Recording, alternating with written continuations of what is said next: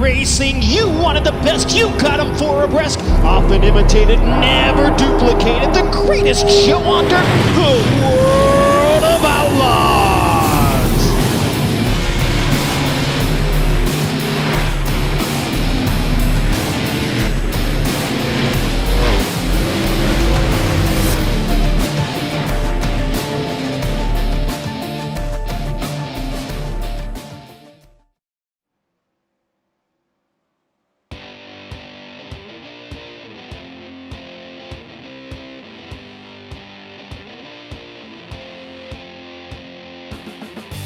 Good morning, good evening, good afternoon, wherever you're making Race Spot TV part of your day. Thanks for taking us along with you. Hello, everybody. I'm Cameron Walsh and Randy Chenal from Hugo Louis. We're going to bring you round number 7 of the World of Outlaws Craftsman Sprint Car Series here live on iRacing, live Race Spot TV, and of course on DirtVision.com. Hello, how are you doing today?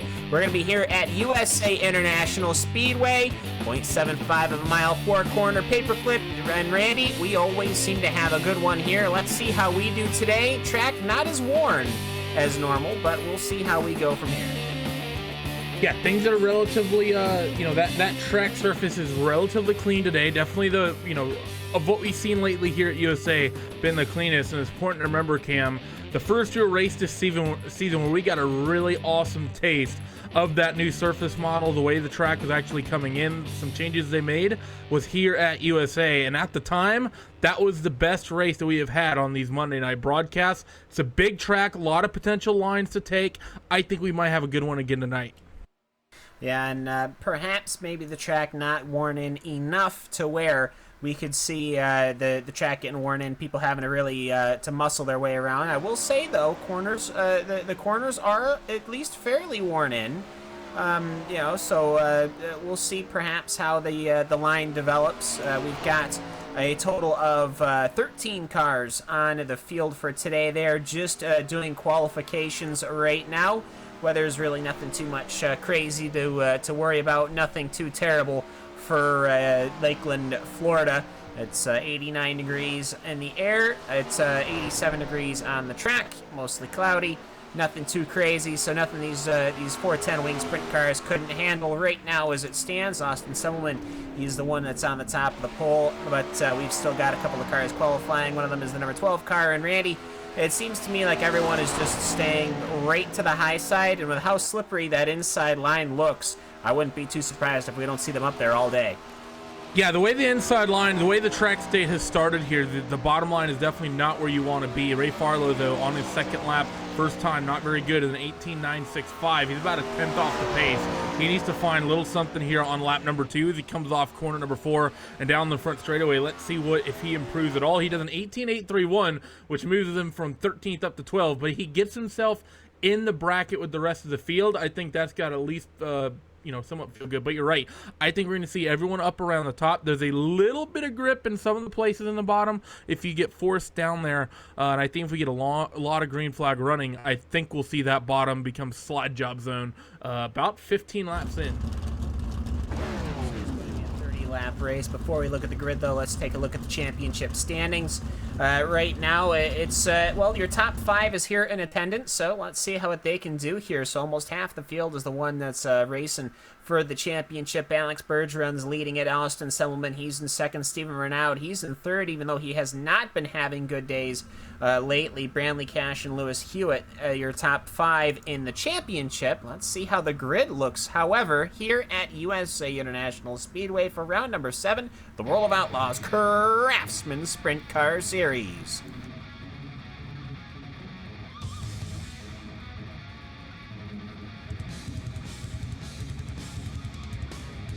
The number 1 car starts from the first position. Austin Semmelman will find his way to the front of the pole with an 18.614. Alex Bergeron will start in the second position with an 18.682.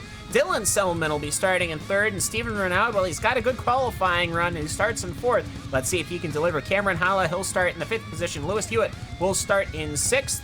Bradley Cash will start in 7th position. Graham Boland will start in the 8th position. Kevin Holly will find himself inside the top 10 starting 9th. Ross Weiss in 10th position. Bob King will start 11th. Ray Farlow in the 12th position. And Howard Weaver rounds everybody out with an 18.2 of a second with your entire field here, Randy. So everyone looks like they are pretty clear and pretty close with each other. Let's see what they can do here, getting ready to roll away behind that iRacing official pace drop. Yeah, and Selman brothers are looking strong. They start 1st and 3rd. They were 1st and 2nd for a short time, but Alex Bergeron decided to spoil that party with beating out Dylan by 5 thousandths of a second. Austin's been pretty much unbeatable this season in quali trim. Alex, though, he's been very strong in race trim. Dylan's shown some life at other times. You have other people up and down this field that we know can come to life when the time comes. People like Steven Renaud, people even like Bob King, who finds himself down in the 11th spot starting out. Fear the Roo, because he can sometimes find himself moving up through this field.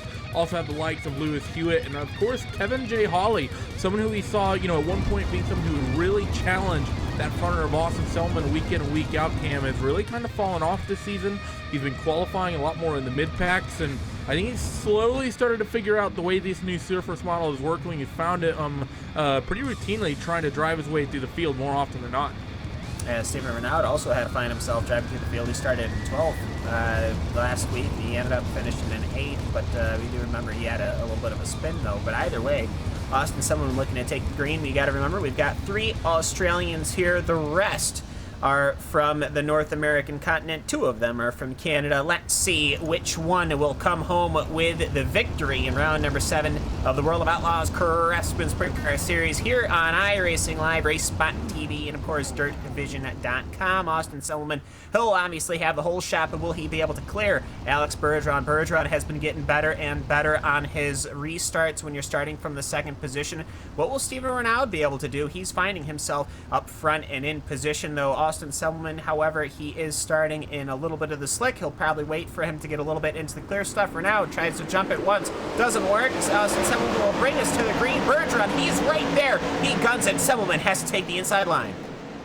And he tries to get up in front of Bergeron, but Bergeron taps the rear end of his teammate. Dylan Selman loses the spot, and I'm not sure who that wins. We got a 2-3 car, a big pile up on the back straightaway. We're going to have, I think that's half the field involved in that one. The way that crash formulated was, absolutely terrible for the rest of the field. It was at one point up high on top, up on top near the outside wall. And as everyone went low to avoid it, all the cars just found themselves moving down that back straightaway, and it just basically ended up being 4 or 5 cars went into what was at one point an empty space, and now we have, I think, almost half the field going to be hugely damaged for this one, Cam. Yeah, they're going to be selling some used parts here tonight after this one. Dylan Selman, it looks like to me he managed to get on the brake, nothing too crazy, but Bradley Cash, he had a great run on the inside line, stuck right to that dirt. Right on the inside line. Dylan had nowhere to really correct to, and he ran right into him. Once that happened, he collected 1, 2, 3 cars, and that just turned into a massive conflagration of vehicles, and many vehicles now with damaged Nerf bars, a couple with damaged suspension. We'll see here who perhaps is out of the race, as Austin Selman, he's going to have to look to restart again, and honestly, I can't say that was anything too crazy. I think if you're Bergeron, that's probably the best restart I've seen, or the best start or restart that I've seen yet. And he had that outside line, forced Selman to the inside, and Selman, well, he didn't want to lose it, and he went for it, and it started backing up. But just like any traffic on any racing surface, when they start bunching up, things start going wrong. Yeah, I mean, I think I counted 6 cars involved in that one, and we still have a handful of damaged cars out there. Bob King, I see him circulating without a front wing. He's hopefully he decides to pull it off here, because I have a really bad feeling that he's about to go into turn number 1. Engine. And cool motor. Nice to see that 410 cubic inch motor underneath these sprint cars, but I feel like that number 7 machine is about to get thrown into corner number 1, and that front end is not going to do what Bob thinks it's going to do. So hopefully he pulls it off, or hopefully the damage isn't as bad as it seems, but hopefully we have a good one, considering half the field is, pretty significant damage right now. Yeah, throw some adjustment on that rear wing. Center that up a little bit. Otherwise, he's going to have to do some ASAC. the wingless sprint cars, which of course we have here on the service, but we're here for the wing sprint cars, and it will be Austin Semmelman taking us to the green as we complete lap number 4. And Bergeron, once again, he's got a lovely start on the outside line. He's pinned it, and he is keeping it wide open. Let's see, can Semmelman get the exit? He cannot. Alex Bergeron, just like that, from first position, and now Austin Semmelman's back down to third. Semmelman's been absolutely masterful at making the bottom lane slide jobs work over the course of this series. We've seen some people struggle to be able to clear cars and not just make wheel-to-wheel contact and send someone around. Semmelman's one driver who's not been guilty about that. So here with 25 laps of motor racing left to go, and this track likely going to change huge amounts if we stay green. I think Semmelman is expected to pick up at least one of these spots. Hewitt, though, he's having the best race we've seen in a long time. He's hounding the back of Alex Bergeron for the race lead right now as they work themselves down the back straightaway. Everyone currently running, though, Cam, still running that top groove. Yeah, we'll see how long that happens. We might not have enough laps as something happens to Semmelman. Semmelman does not have a good exit off of quarter number 4, and Bob King with that missing rear wing is all over, and there goes Howard Weaver. He's found himself in the fence. We have got another yellow flag out here today, and I'm not even sure if there was any contact there. I think, yeah, there was a little bit of contact. Cameron Hollow was right there. Howard Weaver just a little quick going into that corner there, and he managed to find the rear of the Australian. I think that was just misjudged right there by Howard Weaver. He didn't try to make a move or anything. I think he just didn't realize how close his nose was to the back of Cam Hollow right there. And then going into corner number 1, just basically the rear Nerf bar on Hollow's car caught the front Nerf bar on Weaver's car, and that basically shot Weaver's car straight up into the wall. The steering doesn't really do much when the car in front of you essentially throws that car up into the outside lane, but I can't really put any blame whatsoever there on Holla. I think that's just Weaver maybe being a little over aggressive, but that's more just an honest mistake than anything. Yeah, and it was really just a bump. It wasn't anything too crazy. A couple of cars finding themselves down, pulling into pit lane. Ross Weiss, Kevin Holly, they perhaps not happy with the damage from the suspension. But either way, though, Alex Bergeron, what a massive jump. This is the second time he managed to call it. And very good job there. Perhaps, I think, a little bit of fair play from Austin fell back Semmelman. to 4th. Yeah, he did. I think that was a little bit of fair play. I think Semmelman really could have made it difficult, really could have threw it up there. I just don't think that he wanted to cause an incident. But either way, these guys, the field's slightly smaller now, but you know what? The action still looks to be strong. The outside line seems to really want to restart on that outside dirt. Lewis Hewitt at least finding himself up there. Hewitt, he started in the 6th position, Randy, and he'll be starting now from 2nd. I mean, this is, like I said, this is probably the best we've seen Lewis Hewitt run in a long time. We're now down to 7 cars on the racetrack, so we moved really from a, from a feature event down to maybe a heat race here, Cam. But still, about 20 laps of racing left to go. It's gonna be interesting to see. We know Bergeron's strong in the top. This is the first time we're gonna see that number 2 machine venture into the slick stuff here, Cam. This should be a good one.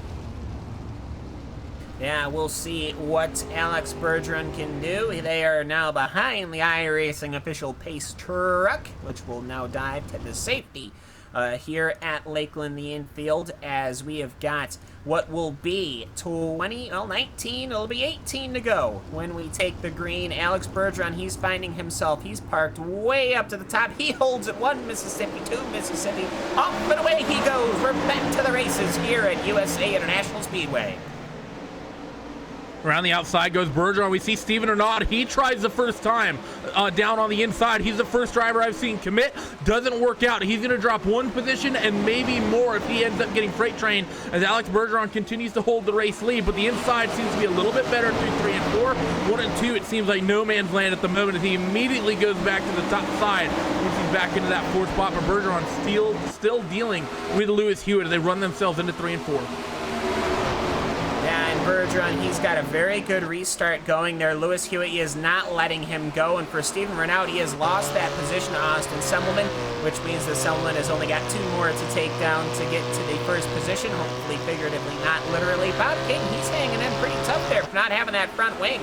He is currently in the 5th position in that number 7 machine, just ahead of Cameron Holla. Ray Farlow is on the attack of that number 11 machine of Cameron Holla. And And then you've got Ross Weiss and Kevin J. Holly falling a little bit back. But action up to the front here, I think Steven Renaud, he's been trying to keep up to Austin Semmelman, Randy, and I'm just not sure. I think he can get through the corner faster, but the exit, Semmelman's vehicle is there, and it just isn't working out.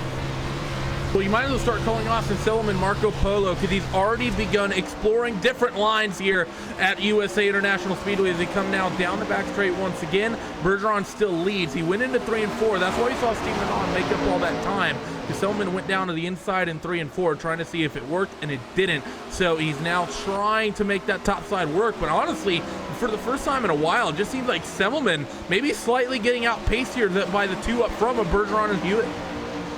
Yeah, I mean, well, it seems to me that everyone, the car behind always seems to be able to go into the corner a little bit faster, but when you've got a car right in front of you, there is some action now going side by side across the start-finish line. Cameron Holla is attacking Bob King, but it just seems to me as Cameron Holla, he's finding himself on the inside line, perhaps one of the first machines to dive down there as he now clears that car of Bob King. Perhaps that's aerodynamically supported or not, but either way, as it looks to me like Steven Renaud, he is now going to try to go to the inside line here as we are going to 10 to go next time by. Here comes Steven Renaud on that inside line. Randy, I'm not sure if it's early enough to do it. He seems, though, to be side by side.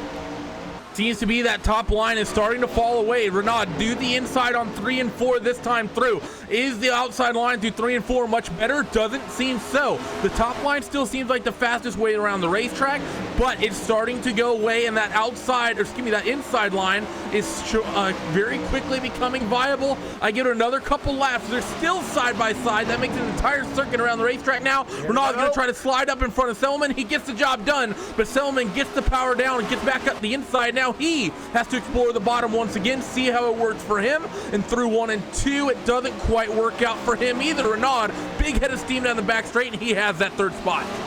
I really think that he needed to wait a lap or two, because here comes Austin Semmelman with a slide, but Steven Renaud reads it perfectly, and he jumps down. He's got a massive gap now. But it is still going to be the inside line for that number 1 machine of Austin Semmelman's laps are ticking away. Alex Bergeron, he is pulled away from Lewis Hewitt. So Bergeron, he is safely up in front in the first position. Lewis Hewitt, he's diving down to the inside line. He wants to see what we've got in that number 4 machine. But I think perhaps that outside line, if we didn't have those cautions, we would perhaps be seeing a lot of action as everybody's now going to the inside as we're now defending the line. Bob King's around and upside down in the front straightaway, though. We might get the field stacked up here as he stopped. Yellow flag does fly, so we're going to see the field stacked back up here, and this is going to be really, really interesting, Cam, because we're going to have about a 5 or 6 lap restart, and I think we finally hit basically that sweet spot for the racetrack where that inside line and outside line are roughly equivalent. I still think the outside groove is a little bit better, but I think we're going to have a very, very entertaining last handful of laps here on Monday night. Yeah, Bob King, that caution came out from, took a little bit of a tap from Ray Farlow, and when I mean a little bit of tap, I mean a very little tap, and that is just enough to send him into that outside concrete wall. Once the wheels got there, that was all over for that wing sprint car, but either way, yeah, stacking them up. We're going to hopefully rack them up, and hopefully we are not going to do what we did at the beginning of this race and have a incident where we take out 6 cars, because, Randy, at the current time, there are only 6 cars. Only 6 cars on track in the moment. 2 of them came down pit lane, I think, to get some repairs. Those 2 are Ross Weiss as well as Kevin J. Holly. They're pulling into their pit box. Crews are going to go to work, try to get any repairs they can done before they go a lap down. But you're absolutely right. Down to 6 cars, just a handful of laps. If it wasn't a heat race before, Cam, it definitely is now. You even got the lap count to go with it. Yeah, this is heat number 3 when they've run the first 2 heats, and this is just everybody people else just turned in are really confused. People who just showed up. Yeah, that's so all right. But either way, I will say while we have the pace lap to talk about it, heat racing is in full development in the iRacing development chain. And hopefully we will be seeing that soon. So this could perhaps be the last season. I'm not going to call it. I don't have any information. I would just really like to see that perhaps we get heat racing in it by next season. I would love to see that. And Randy, that would mean that not only you and I would have a longer thing, but Hugo would. And I'm not sure he would be too happy about that, but we would love it. I don't really care what Hugo thinks, but I'm super excited about that. Yeah. We also have confirmation, Cam, that they will be happening sequentially, which means that heat race 1 happens and then heat race 2 happens. Ooh. That means we will be able to broadcast all of the heat races rather than them happening simultaneously. That's going to be awesome, as we're now back to 8 cars on track. Safety truck getting ready to come in. Can Bergeron close out another one here on our Monday night races? He goes as soon as he feels comfortable too, and Stephen Renaud does as well, and he has got the jump with Lewis Hewitt going into quarter number 1. They are going single file line, but Alex Bergeron, he covers the inside line, so does Stephen Renaud. Lewis Hewitt, he finds himself slicked off, as well as Austin Selleman. He's wrangling that thing back and forth as he finds himself going with green here with a couple laps to go. Bergeron defends the inside through 3 and 4. First time we've seen him down on the bottom tonight, and he made it work on Stephen Renaud. Into 1 and 2 they go, and now everyone again going down to the bottom side of the racetrack. Stephen Renaud slowly losing ground over Alex Bergeron. As Austin Selman as well. He's fallen back to 4th and stays there side by side for 5th. Ross Weiss has the inside. Cam Holla trying to make the top side work, and the Evolution Racing Team driver gets the job done on the top side. The man from down under makes it work on the top. Yeah, and Alex Bergeron, he is just pulling away here. These guys are now blipping the throttle. They're coasting. They're going halfway through. They are trying to find whatever grip they can here with 2 laps to go. It'll be 1 to go across the start-finish line right here. Alex Bergeron has taken the white as he is pulled away from Stephen Renaud. On the way outside is Austin Selleman, but the inside line has come in with just enough laps to spare. As Alex Bergeron, he will power it through corners number 3 and corners number 4. He'll get back on it, let that 410 wing sprint car loose, and he will take victory here at USA International Speedway. Stephen Renaud, good finish for him. He'll come home in 2nd. Lewis Hewitt, he'll come home in 3rd. Randy, I would have to say, if we didn't have those cautions in there, this race could have gotten extraordinarily interesting. My, do I wish we had another 5 laps. Yeah, I mean, those little cautions definitely, made things a little bit... They may not have made the track get as worn in as early as it happened, but I think we still saw the ideal situation there. I actually think just flat out, Alex Bergeron had that track figured out. Alex drove the wheels off that thing. He only went down to the inside a couple times all night, and the few times he was down there, he made it work, made it stick. I think Bergeron in the 2, yeah, he had maybe a bit of an uphill battle starting where he did, and, definitely drove away from the rest of the field tonight. Absolutely. The Canadian driver performing extremely admirably. The Drummondville driver will be probably, hopefully joining us anyways in the RaceBot booth for an interview after the race. But meanwhile, let us take a look at the full results for round number 7.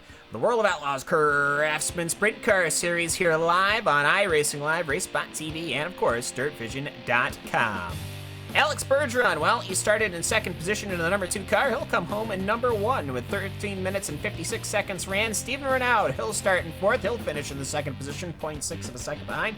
Lewis Hewitt, he's able to hold off Austin Selleman for 3rd position. Selleman finishing in 4th. Cameron Holla, he'll start in the 5th position. He'll finish in the 5th position. Ross Weiss, he'll finish 6th. Ray Farlow, he'll finish in the 7th position. Kevin Holly, he'll come home in 8th position after being involved in that early incident. Bob King is our first retirement in 9th. Howard Weaver in 10th. Graham Bolin in 11th. Dylan Selwyn in 12th. Bradley Cash in 13th. And Randy, unfortunately, we had that massive conflagration of cars. I'd have to say that's probably the largest incident we have seen, maybe perhaps minus that crazy black flag black magic thing we had going on there at Volusia, where it involved pretty much everybody. As far as just a pure incident, this pretty much involved almost the entire field. Yeah, I mean, that's easily the biggest incident that we've seen across all of our seasons, and it's something that started out as a very, very small issue, maybe a couple cars, and it's just the way the wreck formulated. A car basically just got thrown down into the rest of traffic and ended up taking out half the field. So that could have also played a part of why we didn't see the closest racing there at the end. A couple of good race cars definitely got caught up in that one. Bob King, someone to think about. Dylan Selman. Also got to think of Kevin J. Hawley, someone who's been very quick once we get to the later stages of the events. I also had Bradley Cash, who qualified very well tonight, and he got caught up in that as well. So definitely unfortunate, but I still think that this USA International race tonight delivered. That's the second of 2 this season that we've seen very, very good races going through. Yeah, I mean, it delivers. I love this place. Unfortunately, the entirety of USA International Speedway does not exist anymore. Thankfully saved on iRacing and then beautifully paved over with some dirt. Do you pave over with dirt? I don't think so. But anyways, let's get Alex Bergeron here into the booth with us as we'll bring the race winner in. Alex Bergeron, after nearly 14 minutes in that 410 wing sprint car, you've come home with a victory at USA International Speedway. Why don't you take me through it? Well, it was a good race. At the start, my teammate did a slide job at the start, and trying to avoid it was. I'm glad I saved it, but afterwards, a couple of cautions, and that helped out quite a lot. And made a move on the restart and timed it right, and I went with the victory. And the bottom, at least at the end, was pretty good. We had to run the bottom because everybody was trying to run the bottom, and that was the line at the end. So I like that. So we're a 2-4-2 decision at USA. Yeah, it seemed to me the track was falling away. It perhaps would have fallen away a little bit earlier, minus those cautions. But those restarts, pretty much all season, whoever has been taking the green from the lead has been able to pretty much clear and pull to the outside. Austin Selman didn't have the opportunity to do that, not once. Just take me through some of these restarts and how you're able to really get the jump on them. Well, actually, I don't get the jump. I'm trying to time it right by looking on my left side, and when I think he's gonna go, and then I just wait, and then when he's really going, and I'm just going, and I mean, he got the opportunity to be at first at the line. I mean, that's the rule and what he did, and but if I'm just on the outside, the leader cannot go on the top side because I'm there. So that's how I do it. But it's pretty simple, and I think it works. So we won tonight. Yeah, and just having to go through the motions of going from riding that outside line to riding that inside line. I mean, those last couple of laps when you were riding that outside line, it looked like it was getting real ropey. How did it feel driving the top side to where you needed to go down to the inside? I mean, we were very close to the wall, and I was scared at one point to hit the wall, and that's when I decided to go low because I didn't want to just make my race finish dead last because of hitting the wall. So I decided to go low, and that was the right place to be, and it showed that it was the best place to be. Next week, we're going to be going to Lanier for the second time ever, as we're going to week 8. We're going to start on the back half, as we have already cycled through the entirety of the schedule twice already, I think now. So we've only got Lanier, Williams Grove, Volusia, Eldora, and then again USA to finish out week number 12. So have you gotten any more practice at Lanier National Speedway? Not much, but the last time we went to Linear was a bad wreck, bad luck. But we'll try the next race to have a good result and stay in the lead for the championship. And my goal is to get the win for the championship. That's last season I finished second, so behind my teammate. So this year I'll try to get it. So we'll do everything we can at Linear and the rest of the season, and that's it. Anybody you'd like to give a shout out to or thanks before we let you go? Oh, yeah, as always, big thanks to Team VLR for the support, and my teammate finished fourth tonight, but we had a good run at the start of the race, so thanks to them, thanks to my sponsor, Mara Ing, Motorsport 88, and for the support as always, and for you guys to broadcast. It's pretty awesome, so see you guys next week. See you next week. Thank you. That is Alex Bergeron. Thanks very much for hopping in the booth with us, and we'll catch you later. Thank you, sir. Well, Randy, just final thoughts here at USA. It's proven again and again that it is really a good racetrack to have these 410 wing sprint cars. I got to say, I'm sure that perhaps it doesn't fit with some other cars. I haven't seen late models run around here, or anything like that. But for these wing sprint cars, they run absolutely fantastic. You really get to see them stretch their legs. Opposite of that, we're going to Lanier, and that's a pretty tight, cramped situation you got at Lanier, especially when you got to remember that inside line still has that apron. Even though they packed it with dirt, that apron can still form divots, and that outside line can be really tricky. So it's going to be interesting going from a place like USA to a place like Lanier next week. Yeah, USA still, I still think is one of the better tracks for racing. I think Williams Grove is still very good as well, but USA, like we said, the very first awesome race we saw this season happened here, and we had another good one again. I think it may have been a little bit better if we didn't have that big pile up at the start, but at the same time, that wasn't really over aggressive racing or anything. That was just a couple bad situations happened all at once, and it sort of formulated into taking out half the field in one big bunch there. Going into Lanier next week, that is, one of those big things that we're missing here on the iRacing service cam is those sorts of tighter dirt tracks, and Lanier sort of fills that gap right now in terms of distance. 3/8 mile, very, very good to see that sort of racing, and having those a smaller, tighter circuit, which we don't have on the iRacing service. Everything's half mile or larger, so going out to Lanier going to be a lot of fun to watch. Yeah, absolutely. And of course, you can watch that all on iRacing Live, RaceBot TV, and DirtVision.com.